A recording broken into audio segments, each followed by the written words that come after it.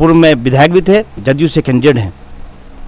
और आप देखे होंगे पूर्व के दिनों में उनको हमारी दाढ़ी से दिक्कत है, हमारी टोपी से दिक्कत है, हमारी मस्जिद के मीनारा से दिक्कत है।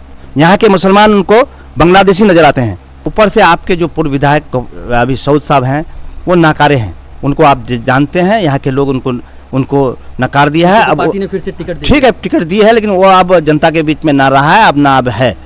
अब वो वक्त आ गया है, मामला सीधा सीधी है। मजलिस वर्सेस बीजेपी का इलेक्शन होने जा रहा है। भाई कोई 18% का आबादी को अपनी हिस्सेदारी में लेना नहीं चाहता है, 2% के लोगों को उप मुख्यमंत्री देना चाहता है, तो ये उसकी समझ है। हमने कहा कि हम 18% हमको मुख्यमंत्री नहीं चाहिए, हमको उप मुख्यमंत्री नहीं चाहिए, हमको मंत्रालय नहीं चाहिए। सीमांचल आयोग का गठन का मामला है, इन सब सारी मुद्दों को लेकर हम उनके पास सरकार में जाना चाहते थे और सरकार में जाकर अपने सीमांचल की मजबूती के लिए, सीमांचल की बदहाली के लिए हम लोग काम करना चाहते थे। आज भी उस बात पर अटिक है। हमको सीमांचल की बदहाली के लिए हमको काम करना है। सीमांचल की बदहाली हमारी कैसी जाएगी? और सबसे अहम बात है कि जो फासिस्ट ताकतें हैं, जो बीजेपी है, इसको रोकने के लिए हम लोग कि वोट का बिखराव नहीं हो, वोट के बिखराव के कारण उनको फायदा नहीं हो, इसके लिए हम उनके पास गए थे, ना कि और कोई मसला था। बिहार में दूसरे चरण में विधानसभा चुनाव होना है, जिसमें ठाकुरगंज विधानसभा का सीट भी है। लगातार जनता के बीच जा रहा है और अपने समर्थन में वोट की अपील कर रहे हैं। ऑल इंडिया मजलिस इत्तेहादुल मुस्लिमीन MIM के द्वारा भी आज के दिन में आधिकारिक तौर पर पार्टी की टिकट की घोषणा की गई है, जिसमें गुलाम हसन को प्रत्याशी बनाया गया है। गुलाम हसन के द्वारा कल किशनगंज में नॉमिनेशन दाखिल किया गया था, नामांकन पत्र दाखिल किया गया था। उस वक्त आधिकारिक सूचना कोई जारी नहीं की गई थी, मगर आज मजलिस के द्वारा आधिकारिक सूचना जारी की गई है। इस वक्त ठाकुरगंज विधानसभा में जदयू के उम्मीदवार के अलावे राजद के भी उम्मीदवार है। कई इस बार चुनौतियां हैं ठाकुरगंज में, जो पिछड़ा इलाके है, इसको लगातार कई जनप्रतिनिधि उठाते आ रहे हैं शुरू से मुद्दे को लेकर। ये सारे मुद्दे को लेकर MIM इस बार किस चुनावी मुद्दे को लेकर मैदान पर उतरे हैं, हम उनसे बात करते हैं जो MIM के कैंडिडेट है। क्या कुछ इस बार मुद्दा है, चुनावी मुद्दा को लेकर चुनाव में उतरे हैं? तो सबसे पहले मैं शुक्रिया अदा करूँ हमारे कौमी सदर बैरिस्टर असदुद्दीन अवैसी साहब का, रियासती सदर जनाब अख्तरुल ईमान साहब का, इंजीनियर आफ्ताब साहब का, आदिल हसन आज़ाद साहब का, इश्तियाक साहब का, जिन्होंने मुझ पर भरोसा करके मजलिस इत्तेहादुल मुस्लिमीन का प्रत्याशी बनाया है। मैं उन्हें यकीन दिलाता हूँ और यहाँ की जनताओं का भी शुक्रिया अदा करूँ कि उन्हीं की मोहब्बत की वजह से आज मुझे मजलिस इत्तेहादुल मुस्लिमीन, जो सीमांचल में एक बहुत बड़ी पार्टी है, बहुत बड़े मायने रखता है, उसका मैं प्रत्याशी हूँ। इसके लिए मैं सभी को शुक्रिया अदा करता हूँ। क्या कुछ चुनावी मुद्दा को लेकर इस बार आप उतरे चुनावी मैदान पे? देखिए, कई मुद्दे हैं, कई ज्वलनशील मुद्दे हैं। सबसे बड़ी बात है, कुछ लोग पहले चोला पहन के घूमते थे, जो अपने आप को सोकल सेकुलर भी कहा करते थे। आज वो चोला उतार के बीजेपी का कैंडिडेट बना है, RSS का कैंडिडेट बना है। वो जो मखौटा पहन के घूमते थे, आज भी घूमते हैं। एक्चुअली वो RSS के अंदर का चीज़ है। शुरुआत में अगर जब जनसंघ हुआ करता था, उनके बाबूजी ही यहाँ जनसंघ से लड़ा करते थे। यानी अगर सीमांचल में कोई सबसे पहले जनसंघ को लाया, RSS को लाया, तो हमारे चचा ताराचंद जी ही हैं। आज उनका बेटा जो पूर्व में विधायक भी थे, वो जदयू से कैंडिडेट हैं। और आप देखे होंगे पूर्व के दिनों में उनको हमारी दाढ़ी से दिक्कत है, हमारी टोपी से दिक्कत है, हमारी मस्जिद के मीनारा से दिक्कत है। यहाँ के मुसलमान उनको बांग्लादेशी नज़र आते हैं। मैं सभी से गुजारिश करता हूँ, वक्त आया है मुत्तहिद होने का, एकजुट होने का।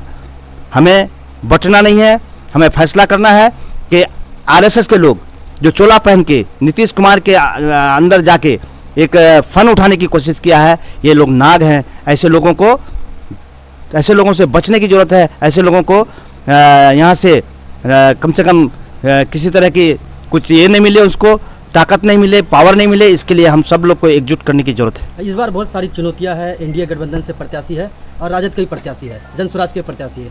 इन सारे प्रत्याशियों के बीच में गुलाम हसन अपने जनता के बीच कैसे पहुँचेंगे और क्या लगता है कि यहाँ की जनता पर विश्वास क्यों करेगी आखिर? देखिए, हम लोग हमेशा जनता के बीच में रहते हैं। साफ जाहिर है, आप देख रहे होंगे, लोग में मजलिस का दीवाना हो गया है, लोग मजलिस के चाहने वाले हो गए हैं। ऊपर से आपके जो पूर्व विधायक अभी सऊद साहब हैं, वो नाकारे हैं, उनको आप जानते हैं। यहाँ के लोग उनको नकार दिया है। अब पार्टी ने फिर से टिकट ठीक है टिकट दी है, लेकिन वो अब जनता के बीच में ना रहा है, अब ना अब है। अब वो वक्त आ गया है, मामला सीधा सीधी है। मजलिस वर्सेस बीजेपी का इलेक्शन होने जा रहा है। हम आप सबों से, मतदाताओं से, ठाकुर के सभी मुस्लिम हिंदू भाइयों से गुजारिश करूंगा कि ऐसे लोगों को मौका न दें जो वक्त पर हमेशा आदमी जनताओं को भी परेशान करता है। आपने देखा होगा पूर्व में कार्यकाल जो रहा होगा पूर्व विधायक गोपाल कुमार अग्रवाल का, उसमें जनता भी परेशान हुई है, कई केसेस हुए। इसलिए मैं चेता रहा हूँ लोगों को कि ऐसे लोगों को चुने जो आपके बीच का हो, जो हमेशा जनताओं का सोचे और जनताओं के बीच रहकर जनताओं का काम करे। एमआईएम में बहुत सारे नेता थे जो लंबे समय से जुड़े हुए थे। जी। गुलाम हसन साहब तुरंत एंट्री किए, तुरंत टिकट मिल गया, क्यों ऐसा? नहीं, ऐसी बात नहीं है। हमारे यहाँ जो लोग भी थे, मैं पिछले 2 साल से यहाँ काम कर रहा हूँ, पार्लियामेंट इलेक्शन से ही, और लोग भी आए थे गए थे। ऐसा नहीं है कि वो एक दिन भी आया तो हमारे लिए मजबूत सिपाही हैं, हमारे सिपाही रहेंगे, हमारे पार्टी के सिपाही हैं, चाहे वो एक दिन पहले आए हों या 1 साल पहले आए हों, उन सबका कदर है पार्टी में। अब पार्टी जिस पर लब्बैक किया है, मैं सभी से गुजारिश करूँगा कि मुत्तहिद होकर हम लोग अपना इख्तलाफ छोड़कर पार्टी के लिए काम करें, ये मेरी गुजारिश होगी। पार्टी के द्वारा शपथ पत्र में भी जिस तरह से घोषणा की गई, शपथ लिया गया, कस्में खिलाई गई, इसका क्या रीज़न है? क्योंकि मुफ्ती अख्तर जावेद साहब दावा कर रहे थे कि टिकट उन्हीं को मिलेगा, फिर टिकट गुलाम हसन साहब को मिल गया। देखिए, सभी कस्में जो खिलाई जाती है, कस्में क्या? नहीं, सभी अपने अपने रूप में दावा करता था। एक मैं हूं कि मैं कहता था कि मैं पार्टी का एक सिपाही हूं, पार्टी मुझ पर लब्बैक करेगी तो मैं उसके लिए तैयार हूं, ना करे तब भी तैयार हूं।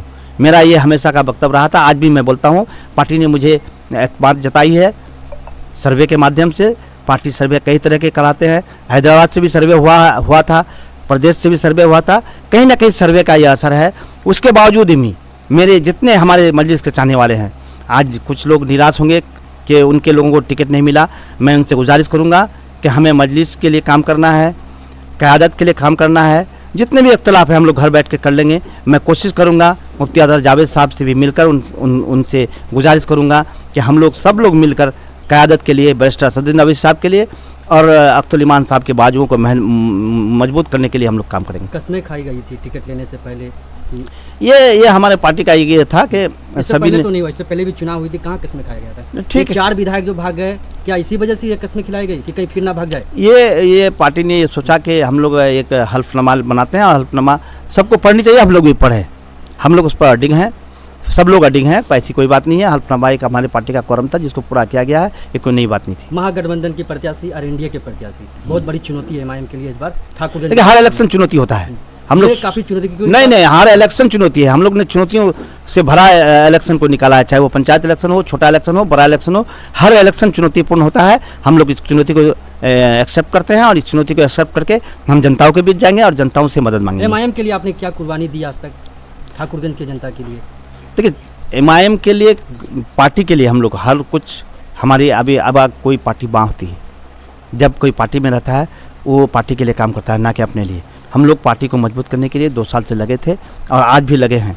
पार्टी मजबूत हो और किसी तरह कम से कम 20-25 सीट अगर हमारी पार्टी को आ जाता है सीमांचल में, तो हम लोग पार्टी हिस्सेदार बन जाएंगे सरकार में। और जब जिस दिन सरकार में हिस्सेदारी बन जाएगी, हम लोग इंशाल्लाह सीमांचल की हर बात मनवा लेंगे इस बार? निश्चित रूप से, विश्वास है पूरा? एकदम विश्वास है। हमने तेजस्वी यादव ने नहीं, ये तो हम लोग कहे भी है, हमने ढोल भी बजाया, हमने ढोल भी बजाया है कि हमको गठबंधन में ले लो। आपने नहीं सुना। आपको 18% का वोट चाहिए, उनकी क़यादत नहीं चाहिए, उनके लीडरशिप खड़ा नहीं होनी चाहिए, ये आपकी ईमानदारी है। आपको सब एमएलए का टिकट भी सरकार दिए वो लोग तो। ये तो उनके अंदर का मामला है, वो समझे। लेकिन हमने 18% के लोगों ने हमने कहा कि हमको हिस्सेदारी दीजिए, हमको गठबंधन में लीजिए, 6 सीट दीजिए, हमको मंत्रालय मत दीजिए। सिर्फ 6 सीट देके सरकार में आएंगे जिस दिन हमारे सीमांचल की जो बदहाली है, नदी कटान है, बाढ़ का मामला है, आयोग का गठन का मामला है, इन सब सारी मुद्दों को लेकर हम उनके पास सरकार में जाना चाहते थे और सरकार में जाकर अपनी सीमांचल की मजबूती के लिए, सीमांचल की बदहाली के लिए हम लोग काम करना चाहते थे। आज भी उस बात पर अटिक है। नकार उसने किसने क्यों दिया? अब कोई भी पार्टी, अगर गठबंधन में अगर आप लोग आ जाते तो क्या उनको नुकसान होता? अब देखिए भाई, कोई 18% का आबादी को अपनी हिस्सेदारी में लेना नहीं चाहता है, 2% के लोगों को उप मुख्यमंत्री देना चाहता है, तो ये उसकी समझ है। हमने कहा कि हम 18%, हमको मुख्यमंत्री नहीं चाहिए, हमको उप मुख्यमंत्री नहीं चाहिए, हमको मंत्रालय नहीं चाहिए, हमको सीमांचल की बदहाली के लिए हमको काम करना है। सीमांचल की बदहाली हमारी कैसी जाएगी? और सबसे अहम बात है कि जो फासिस्ट ताकतें हैं, जो बीजेपी है, इसको रोकने के लिए हम लोग कि वोट का बिखराव नहीं हो, वोट के बिखराव के कारण उनको फायदा नहीं हो, इसके लिए हम उनके पास गए थे, ना कि और कोई मसला था। कितनी सीट निकाल पाएंगे सीमांचल में? निश्चित रूप से पिछली बार देखे होंगे 19 सीट लगभग लड़े थे हम लोग, शायद 5 सीट आया था। कहीं ना कहीं इस बार 2-3 सीट हमको आने वाली है, आएंगे पूरा निश्चित रूप से। यकीन है पूरा? पूरे यकीन के साथ कहते हैं कि पिछले दफा से हम लोग 3 गुना परफॉर्मेंस अच्छा करेंगे। सीमांचल न्याय यात्रा में ओवैसी साहब आए थे, जी। फिर सारे लोगों से मिले भी, फिर टिकट के मुद्दे पर बात हुई। क्या लगता है कि उनके आने से यहाँ के सीमांचल के लोगों को उसके रुझान किस तरह का लगता है? आपने देखा होगा, सिर्फ रोड से गुजर गए, उनके उनके चेहरे में जो नूर है, जो उनके इसमें ये है, लोगों का दीवानगी आसमान चढ़ के बोल रहा है। उस दिन से आज में बहुत अंतर है। इंशाल्लाह वो आएंगे तो और कुछ हमारे पार्टी को मजबूती मिलेगी और इंशाल्लाह हम उनकी क़यादत में हम लोग अच्छे काम करेंगे और हमारी सीट इंशाल्लाह निकलेगी। तो ठाकुरगंज में इस वक्त हम मौजूद थे। ऑल इंडिया इत्तेहादुल मुस्लिमीन के द्वारा जो प्रत्याशी को उतारा गया है, गुलाम हसन साहब इस बार चुनावी मैदान पर उतरे हैं।